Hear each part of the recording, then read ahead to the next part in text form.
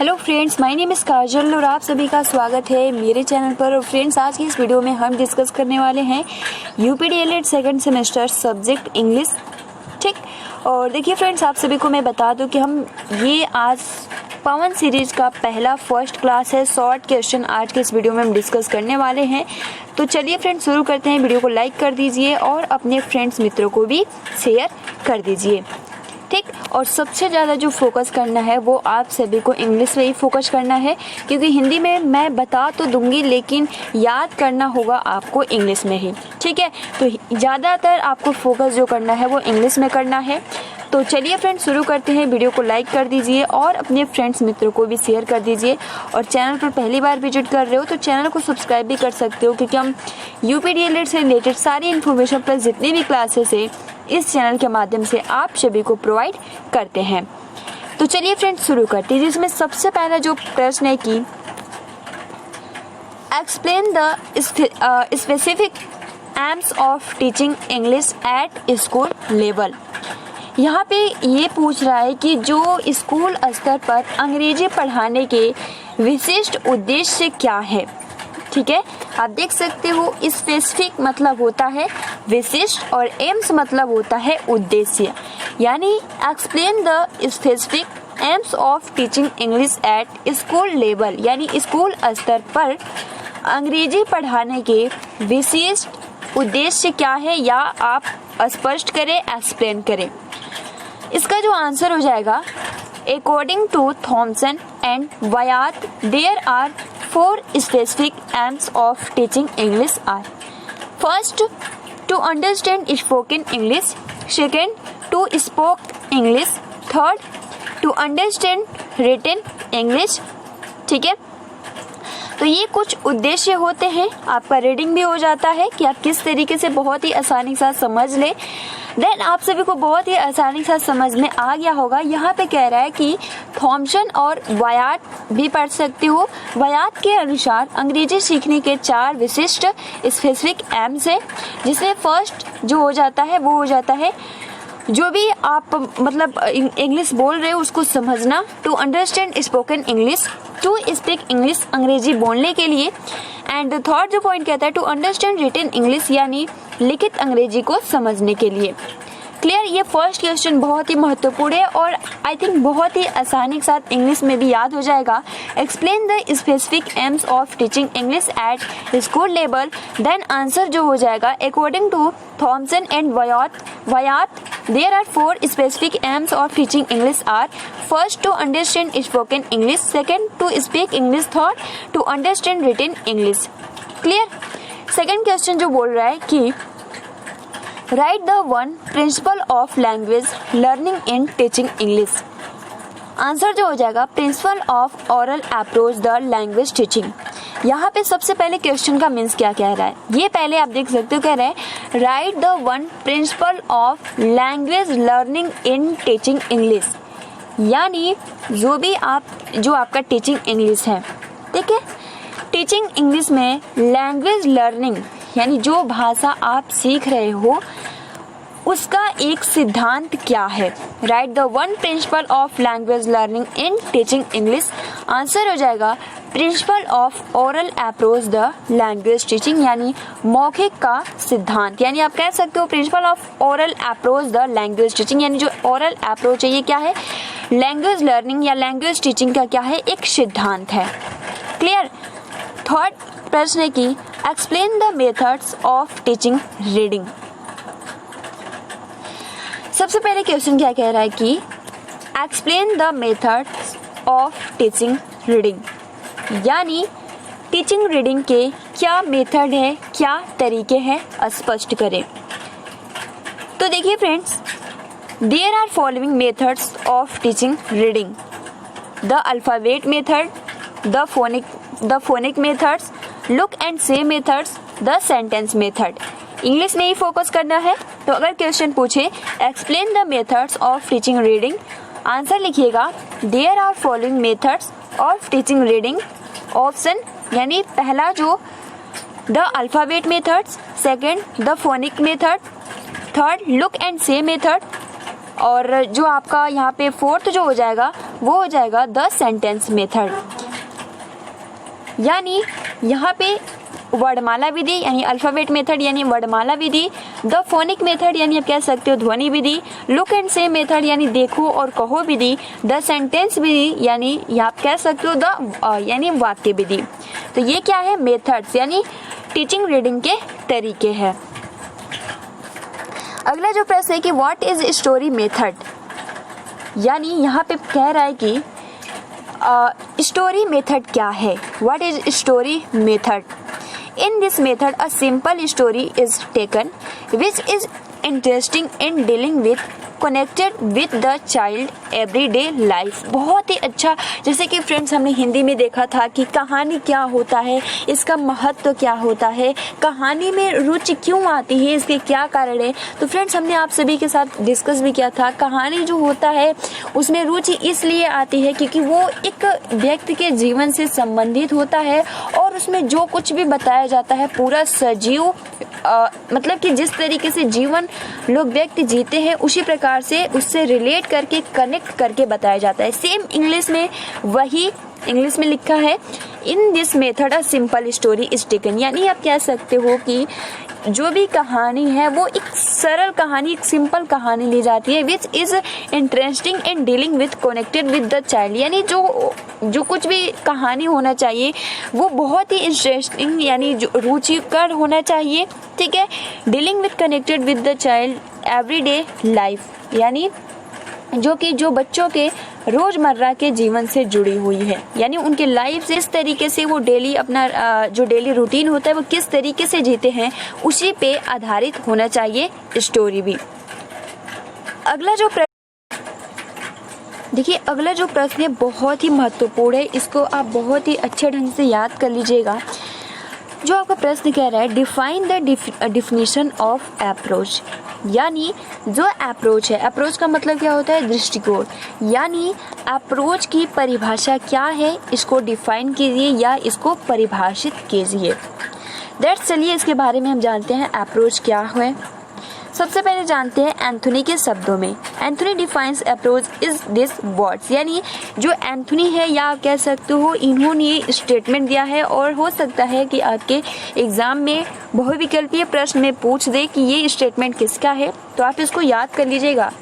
It states a point of view or philosophy or an assumption which one believes but cannot necessarily prove। ये सबसे पहले तो आप statement याद कर लीजिए, ठीक है। एंथोनी के शब्दों में अप्रोच का डेफिनेशन है जो कि डिफाइन किया गया है एंथोनी के शब्दों में। अब बात करते हैं ये क्या कह रहा है। It states a point of view or philosophy or an assumption which one believes but cannot necessarily prove। That means यहाँ पे जो हो जाएगा कि यह एक दृष्टिकोण या दार्शनिकता या एक धारणा के बारे में बताता है, ठीक है, जिसे कोई मानता तो है, ठीक, मानता तो है बट लेकिन आवश्यक रूप से साबित नहीं कर सकता। सिंपल आप सभी को यही याद रखना है। It states a point of view और फिलोसफी और N assumption which one beliefs but can not necessarily prove, यानी यह एक दृष्टिकोण या एक धारणा के बारे में बताता है जिसे कोई मानता है, यानी मानता तो है लेकिन आवश्यक रूप से साबित नहीं कर सकता है। तो ये क्वेश्चन महत्वपूर्ण है, इसको अच्छे ढंग से याद कर लीजिएगा। उसके बाद देखिए फ्रेंड्स, अगला जो आपका प्रश्न है कि explain the different approach and methods of teaching English. क्या कह रहा है कि अंग्रेजी सिखाने के अलग अलग तरीके क्या है बताइए। तो फ्रेंड्स हमने जितने भी अप्रोच हो गए, मेथड्स हो गए, ये सब कुछ हमने डिस्कस किया, यानी explain the different approach and methods of teaching English. Then इसका आंसर होगा these are following approaches and methods of teaching English, यानी अंग्रेजी सिखाने के दृष्टिकोण और तरीके जो है वो क्या है, निम्नलिखित है। First the structural approach, second the situational approach, third the communicative approach, fourth bilingual approach, fifth the grammar translation method, six the direct method, 7 doctor West new method, जिसे हम न्यू मेथड के नाम से भी जानते हैं। 7 8 ऑडियोलिंगुअल मेथड। तो ये कुछ महत्वपूर्ण फैक्ट है जिसको आप याद कर सकते हो। Explain the different approach and methods of teaching English, क्योंकि शॉर्ट क्वेश्चन है तो केवल नाम लिखना है।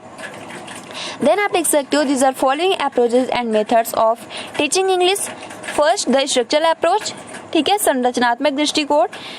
द सिचुएशनल अप्रोच यानी स्थिति संबंधी दृष्टिकोण। थर्ड द कम्युनिकेटिव अप्रोच यानी संचारित दृष्टिकोण। फोर्थ बाइलिंगुअल अप्रोच यानी द्विभाषी दृष्टिकोण। Fifth the grammar translation method यानी व्याकरण अनुवाद विधि। 6 द डायरेक्ट मेथड यानी प्रत्यक्ष विधि। 7 डॉक्टर वेस्ट या न्यू मेथड, ठीक, यानी डॉक्टर वेस्ट की नई विधि। एंड लास्ट ऑडियोलिंगुअल मेथड यानी ऑडियो भाषिक विधि।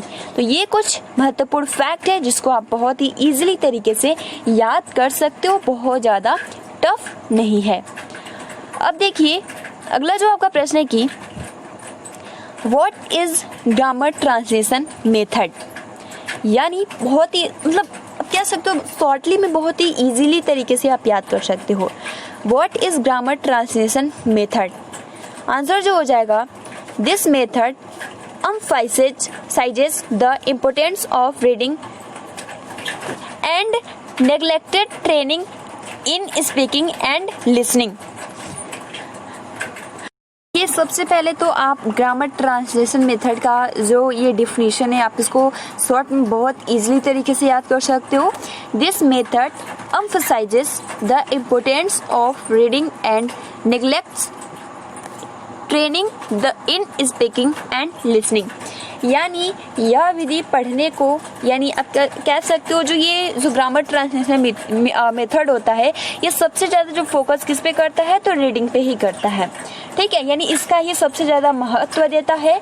और नेग्लेक्ट किसको करता है तो training in speaking and listening, यानी जो स्पीकिंग होता है लिसनिंग होता है इसको नेग्लेक्ट कर देता है। तो सिंपल आप याद कर सकते हो what is grammar translation method, then आप याद कर सकते हो the method emphasizes the importance of reading and neglects training in speaking and listening। अगला जो क्वेश्चन है व्हाट इज बाइलिंगुअल मेथड। देखिए जितने भी हमने याद किए ना सिंपल थोड़ा थोड़ा करके दिया है। What is a bilingual method? देखिए सबसे पहले तो जो आपका ये क्वेश्चन है व्हाट इज बाइलिंगुअल मेथड, सबसे पहले इंग्लिश में सबसे ज़्यादा फोकस करना है। इंग्लिश में क्या कहता है, इन this method the teacher give the meanings of English words and sentence patterns in the mother tongue, thus helping the pupils immediately to recall the object or situation and understanding the meaning। अगर हम बात करें तो bilingual method हमने बहुत ही अच्छे से discuss किया था, यानी द्विभाषी विधि होती है। इसमें हमने जाना था कि किसी भी पैटर्न को, किसी भी अगर कोई शिक्षक है कुछ भी पढ़ा रहा है तो वो उसके यानी जो भी चिल्ड्रन है या जो भी स्टूडेंट है वो उसके मातृभाषा से रिलेट करके उनको समझा सकता है, ठीक है, तभी इसका नाम क्या है बाइलिंगुअल मेथड यानी द्विभाषी विधि। और आप कह सकते हो कि इस पद्धति में शिक्षक है वो मातृभाषा में अंग्रेजी शब्दों और वाक्यों का जो भी है पैटर्न का अर्थ बताता है, जिससे क्या होता है विद्यार्थियों को आप कह सकते हो तुरंत किसी भी अगर टॉपिक के बारे में पढ़ा रहा है तो ऑब्जेक्ट यानी वस्तु या स्थिति को याद करने और अर्थ समझने में मदद मिलती है। यानी यहाँ पे कह रहा है इन this method the teacher give the meanings of English words and sentence pattern in mother tongue, यानी जो एक शिक्षक होता है जो कुछ भी वो कोई भी शब्द वाक्य पढ़ा रहा है उसको उसके मदर टंग में रिलेट करके बताता है। थस हेल्पिंग द पीपल्स, यानी बहुत ज़्यादा सहायता मिलती है। And immediately to recall the object, यानी बहुत ही मतलब जो कुछ भी पढ़ाता है वो ऑब्जेक्ट यानी जिस तरीके जो स्थिति होती है, जैसा वातावरण होता है, जिस टॉपिक के बारे में बता रहा है वैसे उनको ऑब्जेक्ट दिखाता है ताकि अंडरस्टैंड द मीनिंग बहुत ही आसानी से समझ में आ जाए। तो आई होप कि आपको ये क्वेश्चन बहुत इजीली तरीके से आप इसका आंसर कर सकते हो इंग्लिश में।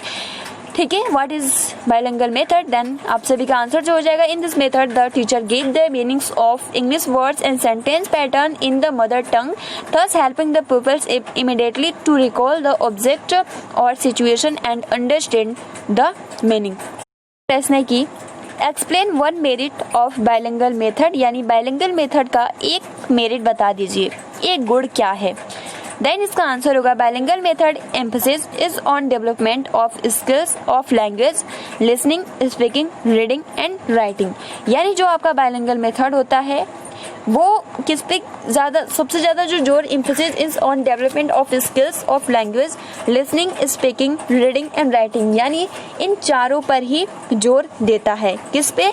कौन सा मेथड में? तो बाइलिंगुअल मेथड में। तो ये आप अच्छे से याद कर लीजिएगा, bilingual method emphasis is on development of skills of language, listening, speaking, reading and writing. Easily तरीके से याद हो जाएगा। क्वेश्चन नंबर अगला जो है राइट, देखो फ्रेंड्स, अगला जो आपका प्रश्न है डिफाइन डायरेक्ट मेथड, यानी डायरेक्ट मेथड को परिभाषित कीजिए।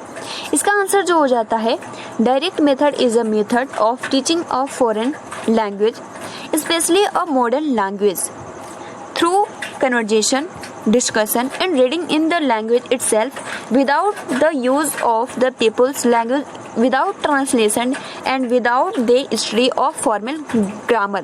यानी जो आपका डायरेक्ट मेथड होता है, हमने बहुत ही अच्छे से डिस्कस किया था, जो आपका डायरेक्ट मेथड है यह एक मॉडर्न लैंग्वेज भी है या एक आधुनिक भी है ना, और इसमें जो कुछ भी वार्तालाप या कन्वर्जेशन होता है इंग्लिश टू इंग्लिश होता है। इसमें ना ही अनुवाद किया जाता है और ना ही किसी ग्रामर का यूज़ किया जाता है। ठीक, तो ये इसका परिभाषा हो जाता है, direct method is a method of teaching a foreign language specially a modern language through conversation, discussion and reading in the language itself without the use of the people's language, without translation and without the study of formal grammar। अगला जो आपका देखिए, अगला जो है what is structural approach, यानी structural approach क्या है? देन इसका आंसर होगा the structural approach is based on the belief that in the learning of a foreign language mastery of structures in more important then the acquisition of vocabulary. यानी यहाँ पे ये कह रहा है कि जो आपका स्ट्रक्चरल अप्रोच होता है इस विश्वास पर आधारित है कि विदेशी भाषा सीखने में शब्दावली के अधिग्रहण की तुलना, या आप कह सकते हो कि जो कुछ भी अगर हमने देखा था कि किस तरीके से आप जो भी वर्ड है किस तरीके से आप उसका स्ट्रक्चर बनाओ ताकि उससे एक अर्थपूर्ण यानी अर्थपूर्ण वाक्य बन सके। देन बस आप सभी को इसमें यही याद रखना है what is the structural approach. इसका आंसर जो होगा the structural approach is based on the belief that in the learning of a foreign language mastery of structure, यानी आपको स्ट्रक्चर यानी जो कुछ भी है आपका संरचना, आप किस तरीके से किसी भी वाक्य का स्ट्रक्चर बनाते हो इसमें आपको मास्टरी महारत हासिल होना चाहिए, is more important than acquisition of vocabulary. अगला जो प्रश्न है explain the types of categories यानी structure. Basically we may divide into 4 different categories, sentence pattern, phrase pattern, formula, idioms. तो फ्रेंड्स हमने देखा भी था कि जो आपका स्ट्रक्चर है ये कितने टाइप्स के हो जाते हैं, कितने प्रकार के हैं। देन आप याद कर सकते हो sentence patterns, phrase pattern, formula और इडियम्स। तो फ्रेंड्स यानी मुहावरे। तो आज के लिए इतना ही क्वेश्चन डिस्कस करते हैं, ठीक है। और ये जितने भी प्रश्न है एग्जाम के पॉइंट ऑफ व्यू से बहुत ही महत्वपूर्ण है और इसमें से 100% हर बार प्रश्न पूछा जाता है, तो आप इसको बहुत ही बेहतरीन तरीके से याद कर सकते हो, बहुत ज़्यादा टफ नहीं है। हमने जाना है, चलिए एक बार शॉर्टली जितने भी हमने क्वेश्चन डिस्कस किया इंग्लिश टू इंग्लिश जिस तरीके से डायरेक्ट मेथड है, क्योंकि इंग्लिश पे सबसे ज़्यादा फोकस करना है, तो सबसे फर्स्ट जो क्वेश्चन कहता है और सबसे ज़्यादा फोकस करना है वो इंग्लिश पे ही करना है। Explain the specific aims of teaching English at school level. Answer, according to Thompson and Wyatt, there are 4 specific aims of teaching English are to understand spoken English, to speak English, to understand written English. Second question, write the one principle of language learning in teaching English. इसका answer principle of oral approach, the language teaching. Third question, explain the methods of teaching reading. Answer, there are following methods of teaching reading: the alphabet method, the phonic method, look and say method, the sentence method. Question next, What is story method? Answer. In this method, a simple story is taken, which is interesting and dealing with connected with the child everyday life. Define the definition of approach. Anthony defines approach is these words. It states a point of view or philosophy or an assumption which one believes but cannot necessarily prove. Next question. Explain the different approach and method of teaching English. Answer. These are following approach and method of teaching English. First, the structural approach. Second, the situational approach. Third, the communicative approach. Fourth, bilingual approach. Fifth, the grammar translation method. Sixth, the direct method. Seventh, the direct with new method. Eighth, audiolingual method. Next question. What is grammar translation method? This method emphasizes the importance of reading and neglects training in speaking and listening. Next question. What is bilingual method? In this method, the teacher gives the meaning of English word and sentence patterns in the teacher mother tongue, thus helping the pupils immediately to recall the object or situation and understand the meaning. Next question. Explain one merit of bilingual method. Bilingual method emphasis is on development of skills of language, listening, speaking, reading and writing. Next question. Write the one advantage of Dr. West's new method. Answer. The method assigned an important place to reading skill. Define direct method.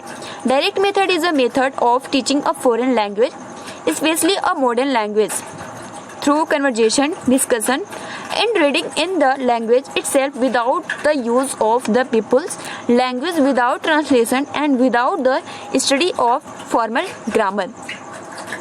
Next question. What is structural approach? The structural approach is based on the belief that in the learning of foreign language, mastery of structure is more important than the acquisition of vocabulary. Last, explain the types of structure. Basically, we may divide into 4 different categories: sentence patterns, phrases patterns, formula, idioms. तो friends, I hope कि आपको बहुत ही आसानी के साथ ये question याद हो जाएंगे, बहुत ज़्यादा टफ नहीं है. ठीक है, तो फ्रेंड्स, अभी तक आपने वीडियो को लाइक नहीं किया तो प्लीज़ गाइस वीडियो को लाइक कर सकते हो और अपने फ्रेंड्स मित्रों को भी शेयर कर सकते हो.